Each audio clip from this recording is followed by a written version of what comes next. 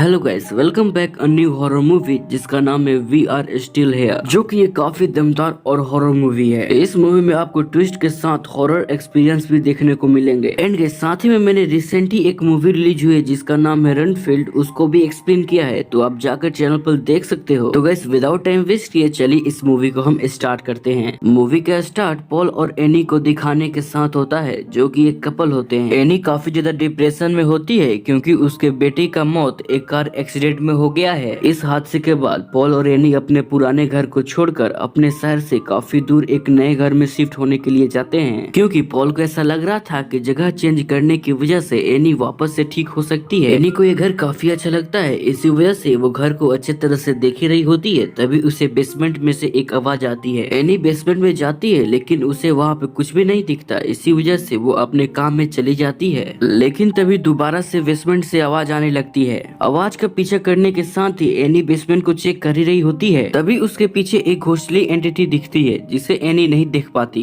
तभी स्ट्रेंजली उसके सामने उसके मरे हुए बेटे बॉबी की बॉल आ जाती है, जिससे वो समझ जाती है कि उसके मरे हुए बेटे की आत्मा उसे होने का इंडिकेशन दे रही है। अब अगले दिन एनी बॉबी के स्पिरिट बेसमेंट में फील होने के बारे में बताती है, जिस पर पॉल बोलता है बॉबी हमारे दिल में है, ना कि इस घर के बेसमेंट के अंदर। जिसे सुनकर एनी गुस्से में वहाँ से चली जाती है। अब उसी रात पॉल घर के बेसमेंट से एक अजीब तरह के स्मेल का कंप्लेन करता है और वो एक टेक्नीशियन को बुक कर देता है जो कि इसके घर का बर्नर चेक कर सके। उसे लग रहा था कि शायद अजीब स्मेल बर्नर से आ रही है। तभी वहाँ पर एनी आ जाती है और वो बॉब की टूटी हुई फोटो फ्रेम को पॉल को दिखाती है, जो कि एनी को उसके कमरे में गिरा हुआ मिला था। एनी पॉल को याद दिलाते हुए बोलती है बॉब को ये फोटो बिल्कुल पसंद नहीं थी, और पॉल भी ये सुनकर पुरानी बातें याद करने लगता है और एनी से पूछता है क्या बॉबी को ये फोटो आज भी पसंद नहीं है। ये दोनों पुरानी बातों को याद कर ही रहे होते हैं, तभी इनके डोर पर नॉक की आवाज आती है। वे जब अपने दरवाजे को ओपन करते हैं तो वहाँ पे उनके पास के नेबर डेव और कैट खड़े होते हैं। डेव इन दोनों से बोलता है कि जब वे अपने घर से निकल रहा था तब वे इस घर में लाइट जलते हुए दिखता है, इसीलिए नेबर होने की वजह से हम दोनों आपसे मिलने के लिए चले आए। तभी एनी डेव और कैट को घर में अंदर आने के लिए बोलती है। ये चारों बैठकर घर के अंदर बात ही कर रहे होते हैं। तभी डेव इस घर के पहले ओनर डोरमा फैमिली के बारे में बताता है। डेव बताता है डोरमा फैमिली 1859 में इस जमीन के ऊपर डेड बॉडी दफनाने का काम किया करते थे, लेकिन धीरे धीरे ये रूमर्स पूरे शहर में फैल गए। डोरमा फैमिली बॉडी को दफनाने की जगह कुछ पैसे में मेडिकल स्कूलों में बेच दिया करती थी और खाली कॉफिन्स को वो जमीन में दबा दिया करते थे। इस बात को लेकर पूरे शहर के लोगों के अंदर आक्रोश और गुस्सा भरा हुआ था, जिसकी वजह से डोरमा फैमिली ये घर के साथ इस शहर को छोड़कर चली जाती है। लेकिन डोरमा फैमिली का लीडर लेजेंडर डोरमा इस शहर को छोड़कर नहीं जाता है। वो इस शहर में रहने के साथ ही ड्रंकर बन जाता है और ज्यादा दारू पीने की वजह से उसकी मौत हो जाती है। डेव पॉल और एनी को ये सब बातें बता ही रहा होता है। तभी कैट डोरमा फैमिली के बारे में कुछ और बताना चाहती थी, लेकिन डेव उसका बातें को काटकर उसे चुप कर देता है।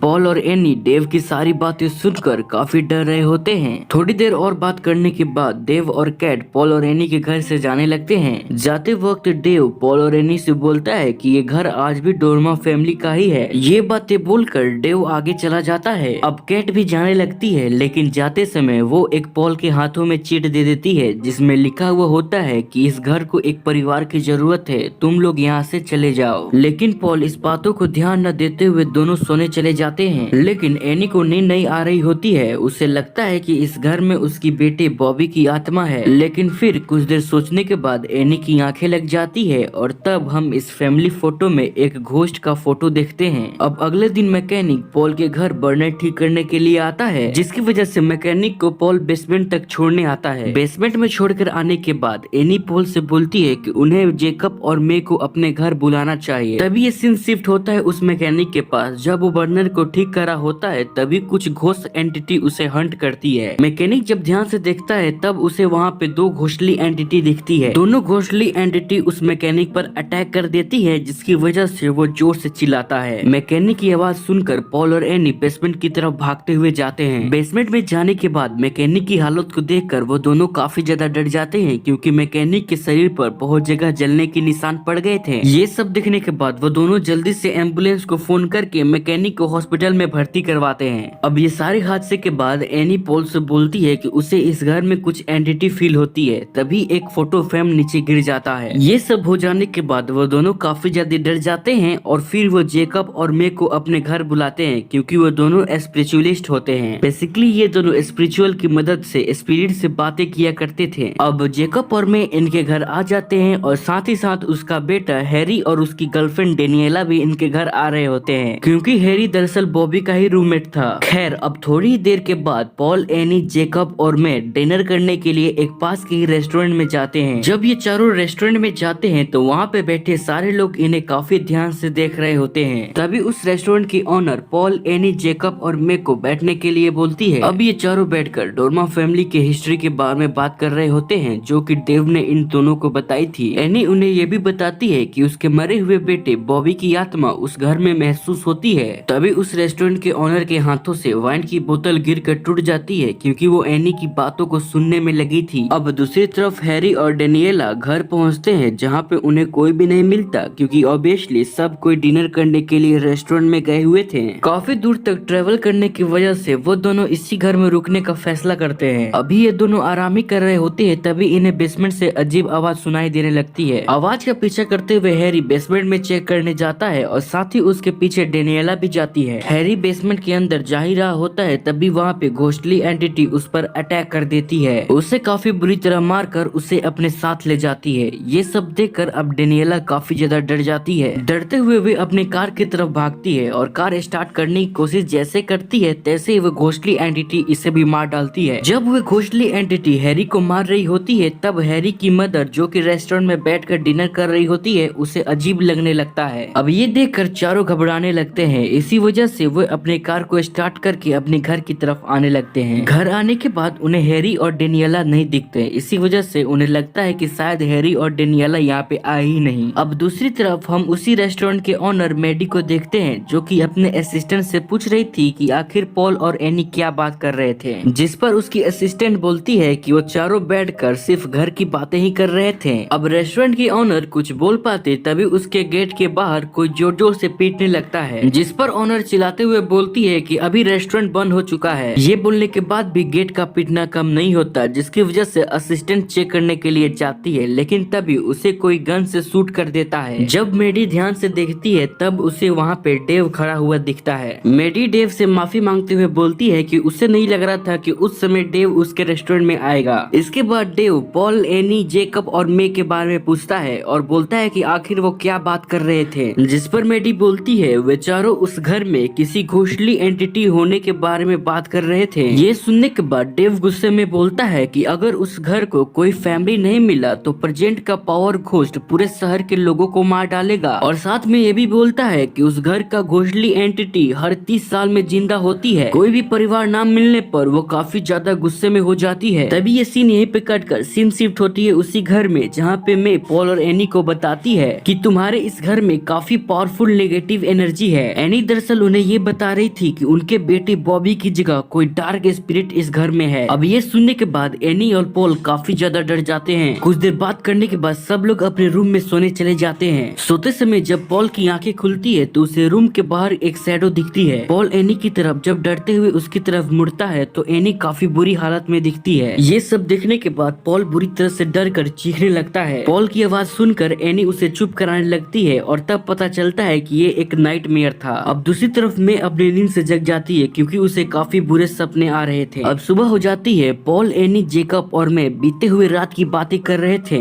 मैं बोलती है वे अपने सपने में जो देखी है उससे वो काफी ज्यादा डिप्रेस में हो गई है, इसीलिए उसे थोड़ी फ्रेश हवा चाहिए। इसी बात पर एनी मे को मार्केट घुमाने के लिए ले जाती है। इन दोनों के चले जाने के बाद घर के अंदर जेकब किसी तरह के रिचुअल परफॉर्म करने की तैयारी करने लगता है ताकि वो घर के अंदर मौजूद एंटिटी के बारे में पता कर पाए। जेकब को रिचुअल की तैयारी करता देख पॉल उसे रोकने का कोशिश करता है, जिस पर जेकब मे की रात के बुरे सपने के बारे में बताता है। जेकब बोलता है मे के सपने में मैं चारों तरफ से डेड से सराउंडेड थी और यही रीजन है कि मैं इस रिचुअल को परफॉर्म कर रहा हूँ और साथ ही साथ इस घर में जितने भी एंटिटीज है उनको भी जानने की कोशिश कर रहा हूँ। अब दूसरी तरफ मैं एनी को बताती है कि उस घर में रहना बिल्कुल भी सेफ नहीं है क्योंकि उस घर में जो कुछ भी है वो काफी ज्यादा पावरफुल और भयानक है। ये दोनों बैठकर बातें कर रहे होते हैं तभी वहाँ पे अचानक से डेव आ जाता है और वे छिप कर मैं और एनी की पूरी बातें सुन ली थी। डेव को वहाँ पे अचानक आ जाने से मैं उससे पूछती है क्या डोरमा फैमिली का स्टोरी सच में रियल है, क्योंकि उसने पिछले रात को एक पूरी फैमिली की स्पिरिट देखी है। एनी डेव को बताती है मैं के पास एक स्पेशल एबिलिटी है जिससे जिससे वो स्पिरिट को देख और बुला सकती है। अब मैं और एनी की बातें सुनकर डेव बताता है कि डोरमा फैमिली का स्टोरी बिल्कुल रियल है। अब ये सुनने के बाद मैं और एनी वहाँ से चली जाती है। अब दूसरी तरफ जेकब और पॉल घर के अंदर रिचुअल परफॉर्म कर ही रहे होते हैं, तभी जेकब के अंदर लेजेंडर डोरमा का सोल आ जाता है, जिसे देखकर पॉल काफी ज्यादा डर जाता है। अब जेकब के अंदर से लेजेंडर डोरमा की आत्मा बोलता है कि उसका बेटा और उसकी फ्रेंड दोनों मर चुकी है, यानी कि हैरी और डेनियला दोनों मर चुकी है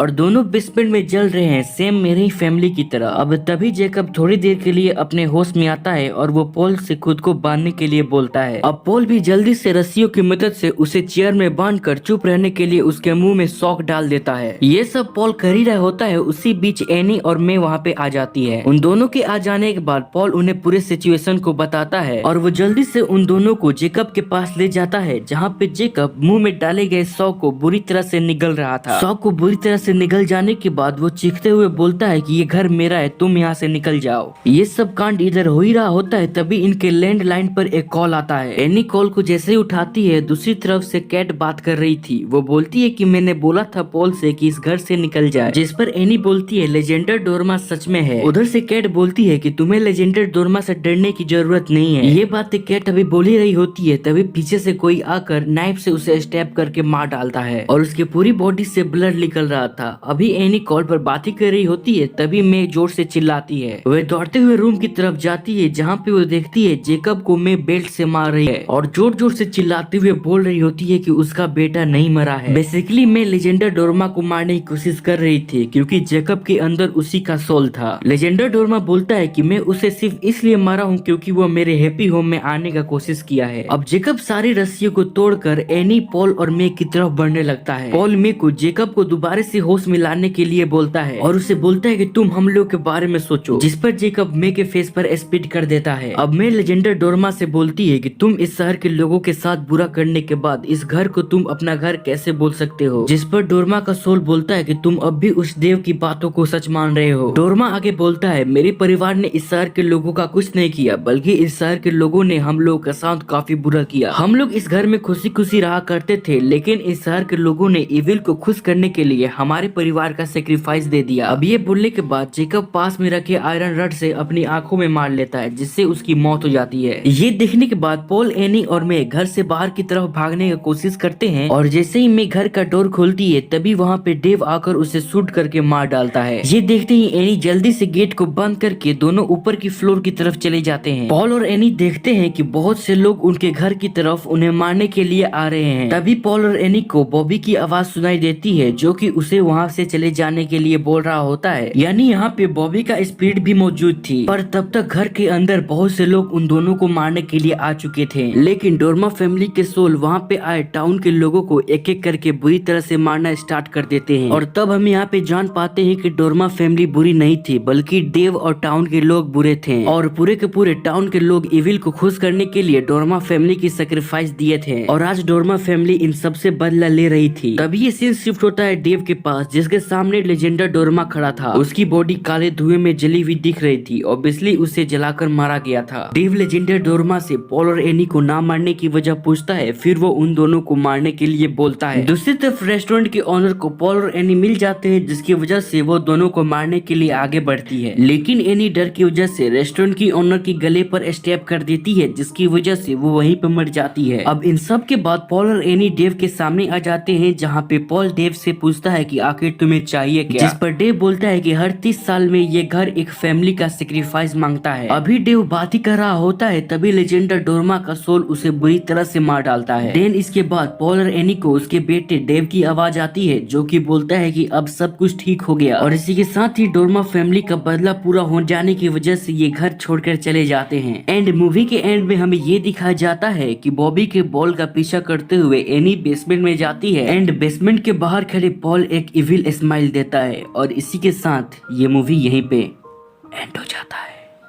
बूम।